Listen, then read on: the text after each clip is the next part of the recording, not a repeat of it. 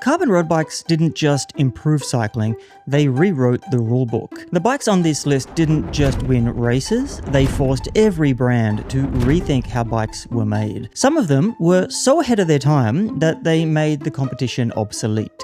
Others just made us spend thousands of dollars to save 5 watts. From the first mass-produced carbon frame in the 90s to today's hyper-optimized aero machines, these bikes didn't just shape cycling, they defined its future. Not all bikes are created equal. Some were just fast, but others forced the industry to evolve. To measure real impact, we're using the performance to hype factor, a simple way to compare how much a bike changed the sport compared to its original price. Each bike gets a score out of 40 based on 4 key factors. In the late 90s, steel and aluminium still dominated pro racing. Carbon had been experimented with, but it was mostly seen in high-end prototypes, too fragile and unpredictable for mass production. No major brand had figured it out, and they hadn't figured out how to make carbon frames at scale without serious durability issues.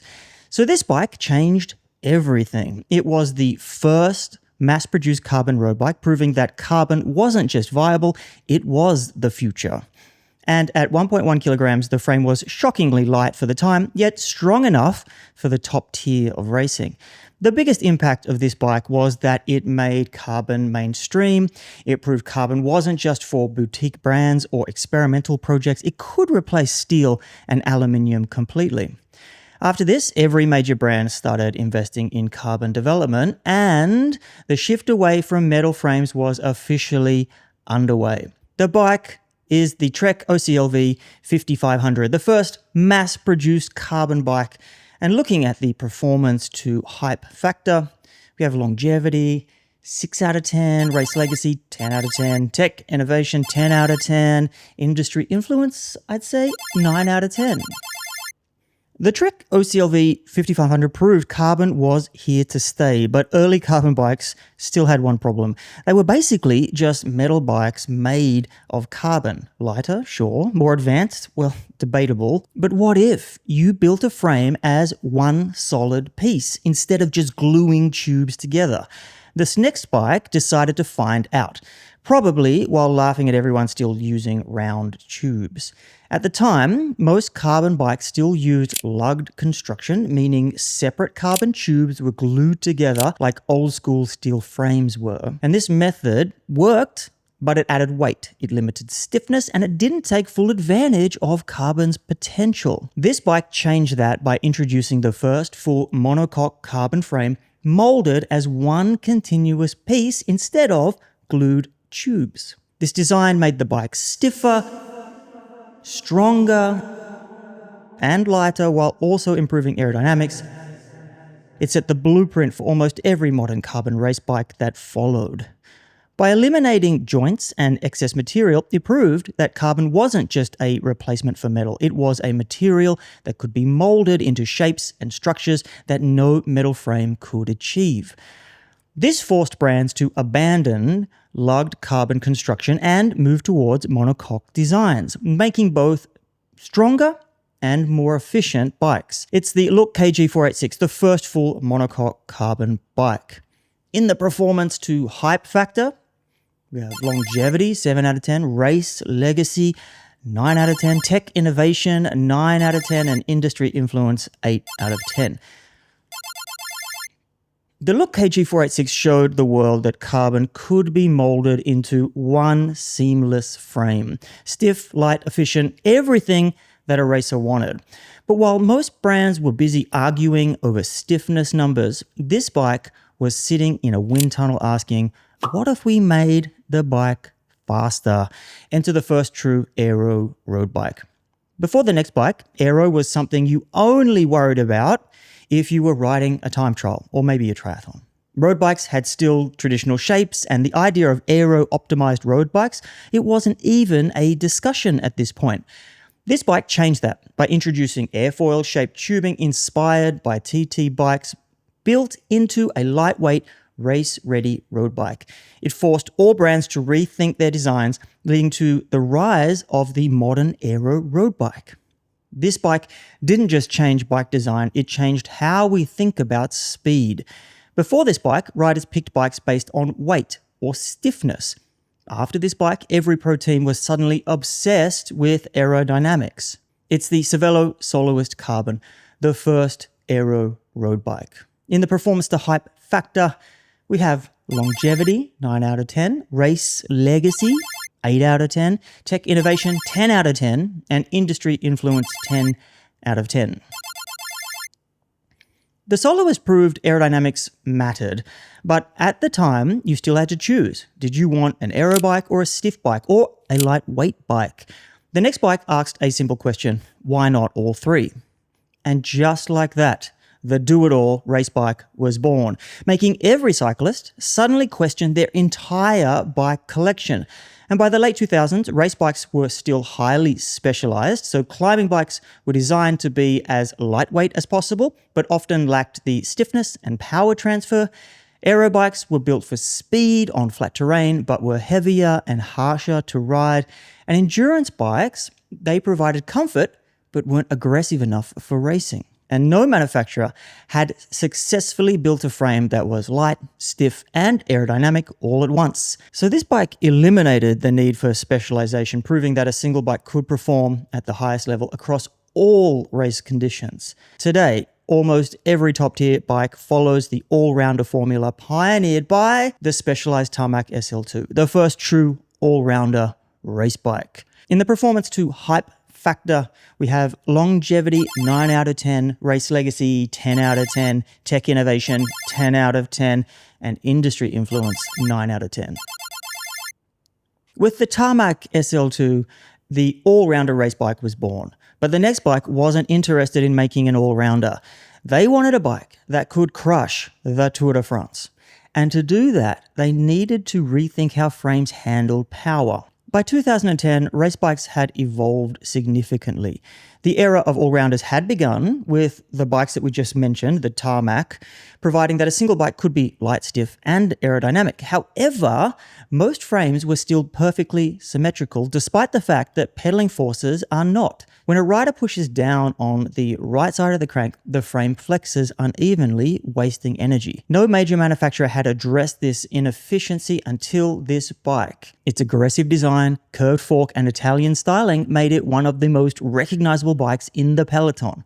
Have you guessed it yet? Of course, I'm talking about the Pinarello Dogma 60.1, the first asymmetric frame. In the performance to hype factor, longevity, we have 8 out of 10, race legacy, 10 out of 10, tech innovation, 9 out of 10, and industry influence, 9 out of 10. Pinarello's asymmetric frame gave riders every watt of power transfer, but then things started moving fast. The next 3 bikes arrived in rapid fire. One became a true icon, one changed bikes for everyone, not just for the pros, and the last one, well, let's just say it sparked some strong opinions. By 2011, lightweight bikes were common, but many still had a problem: stiffness. Ultralight frames often flexed under power, making them feel unstable during sprints or aggressive cornering. This bike was not only one of the lightest race frames ever made, but also stiff enough to handle pro-level power output. It weighed under 900 grams, yet it rode like a bike twice its weight. This bike proved that you didn't have to choose between lightweight and race-worthy stiffness. It became the gold standard for climbing bikes, and it influenced brands like Trek and Specialized to push their weight limits further. It's the Cannondale SuperSix EVO, the first truly lightweight yet stiff carbon frame.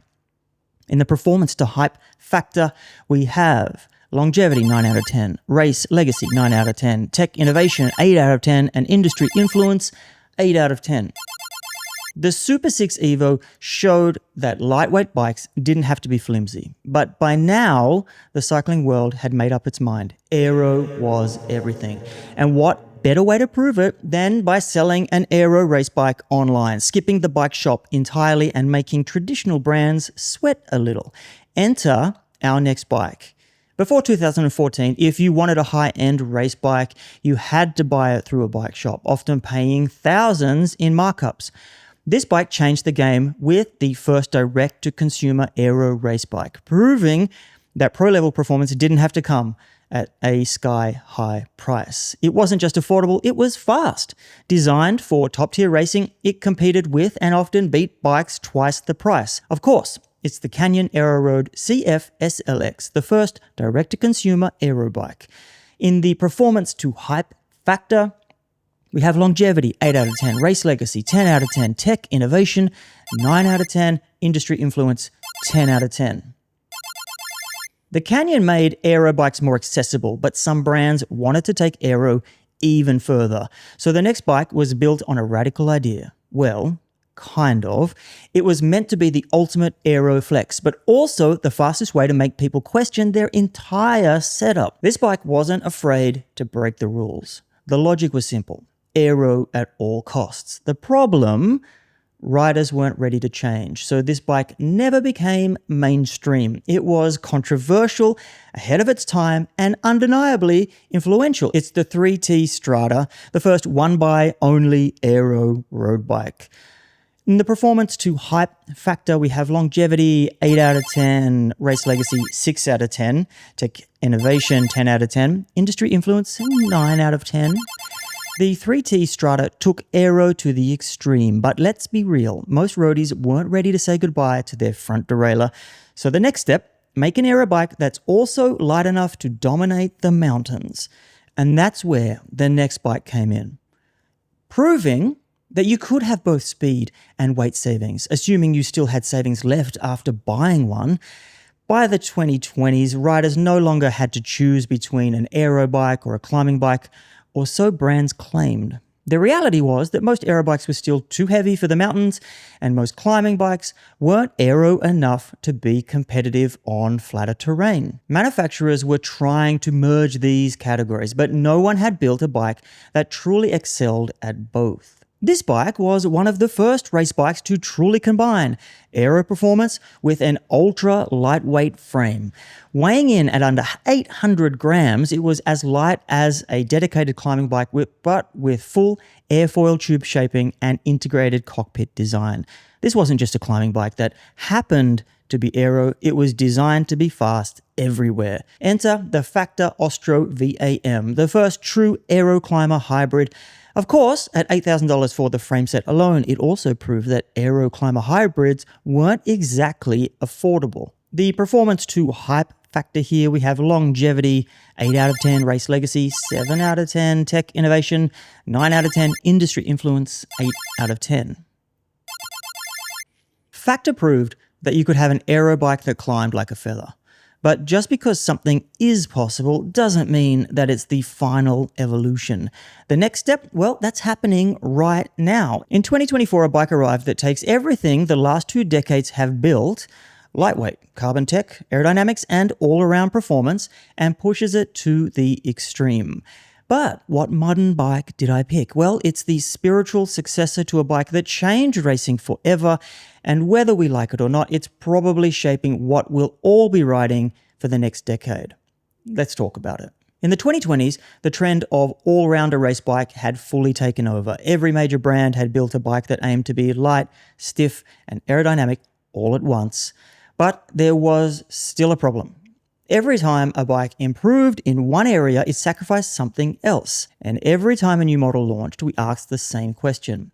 Is this really better or just different? So I think this bike isn't just an upgrade, it's an extreme refinement of everything that came before it. But this is a bike that leans fully into the future, a world where we don't have to separate climbing and aero bikes, just one machine that does it all. The question is, where does the industry go from here? Will bikes get more aggressive? Will we see brands move towards full system integration? This bike's long-term impact is still unknown, but if history repeats itself, this bike will likely set the standard for race bikes over the next decade. The bike I'm talking about is the specialized Tarmac SL8, the most aerodynamic, lightweight race bike ever. In the performance to hype factor, we have longevity 3 out of 10, TBD. Race legacy 9 out of 10, tech innovation 10 out of 10, industry influence 9 out of 10. So after 30 years of carbon, road bike evolution, which one actually changed the game the most? Well, based on our completely scientific and not at all arbitrary scoring system, the award goes to the Specialized Tarmac SL2. The SL2 defined the modern race bike. It proved that you could have a bike that was light, stiff, and aerodynamic all at once, setting the template that every top-end race bike still follows today.